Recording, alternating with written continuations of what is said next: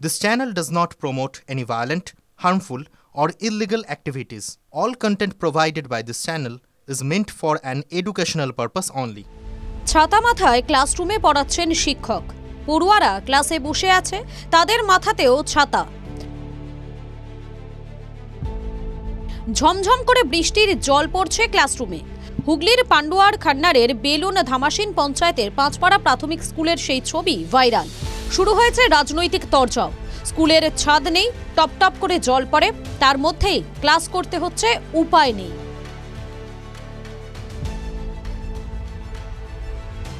হুগলির পাঁচপাড়া প্রাথমিক স্কুলের মোট পড়ুয়ার সংখ্যা ৬৮।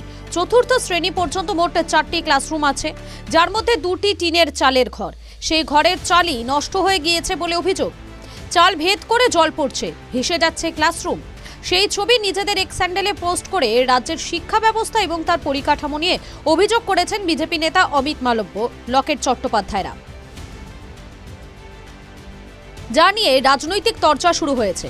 স্কুলের প্রধান শিক্ষক জয়ন্ত গুপ্ত বলেন, যে গত বছর মিড ডে মিল অডিটের সময় আমি রিকোয়েস্ট করেছিলাম, একটা অ্যাপ্লিকেশন করেছিলাম। মানে অ্যাপ্লিকেশন বলতে কি, ওখানে এন্ট্রি করা হচ্ছিল, আমি সেখানে এন্ট্রি করিয়েছিলাম আমার স্কুলের নামটা, যে যাতে করে আমার স্কুলে মিড ডে মিল এবং ঘরটা আর শেডটা করে দেওয়া হয়।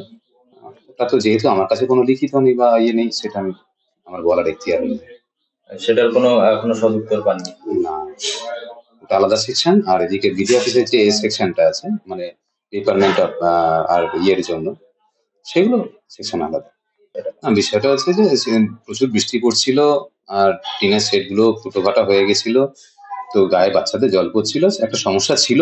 সেই সমস্যাটা আমরা প্রশাসনকে জানানোর পরে গতকাল আমাদের কাছে তিরপল চলে এসছে, টার্পুলিন চলে এসছে, এবং সেটা আগামীকাল হয়তো লাগিয়ে দেওয়া হবে। কয়েকটা জায়গা নষ্ট হয়ে গেছে। এছাড়াও বিডিও অফিস থেকে অনেক প্রচেষ্টা করা হয়েছে, এসআই অফিস এন্ড থেকেও প্রচেষ্টা করা হয়েছে, এবং যার ফলস্বরূপ গত বছর 2024-এ জুলাই মাসে আমাদের স্কুলে একটা ভেটিং হয়েছে এবং তার একটা স্যাংশন হয়েছে যাতে বিল্ডিংটা রিকনস্ট্রাক্ট করা যায়। আর এদিকে গ্রামবাসীরাও জানাচ্ছেন, স্কুলে ক্লাস করা কার্যত অসম্ভব হয়ে পড়েছে। বিষয়টা হেডমাস্টার মশাই যা বলেছেন তার কথার মধ্যেই সবটা আছে। দীর্ঘদিন ধরে প্রাইমারি স্কুলগুলোতে হেডমাস্টার ছিল না। আমাদের অনেক লড়াই আন্দোলনের মধ্য দিয়ে এরা বাধ্য হয়ে গত 1.5 বছর আগে এরা হেডমাস্টার রিক্রুট করে। হেডমাস্টার রিক্রুট করার পরেও হেডমাস্টার মশাই বর্তমানে যা বললেন তার মধ্যেই সবটা আছে, যে এখন প্রাইমারি স্কুলগুলোতে 5ম শ্রেণী পর্যন্ত বাধ্যতামূলক হয়েছে।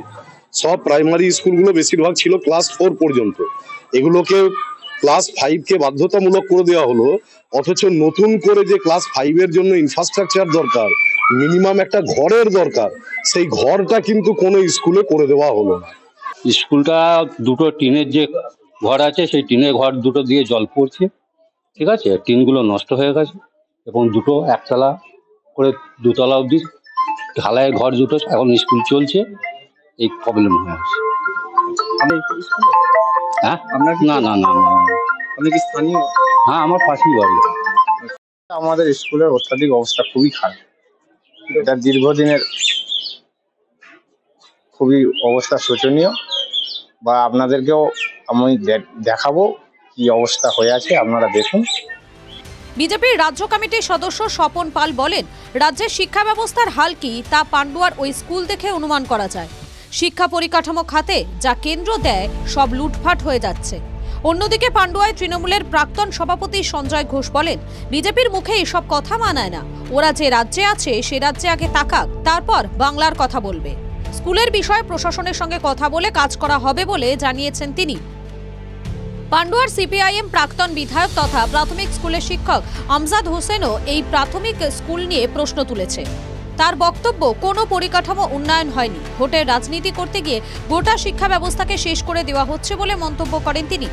পান্ডুয়ার বিডিও সেবন্তী বিশ্বাস ক্যামেরার সামনে কিছু বলতে না চাইলেও তিনি জানিয়েছেন, 2024 সালে পাঁচপাড়া স্কুলের জন্য মোট 11 লক্ষ টাকার এস্টিমেট পাঠানো হয়েছে।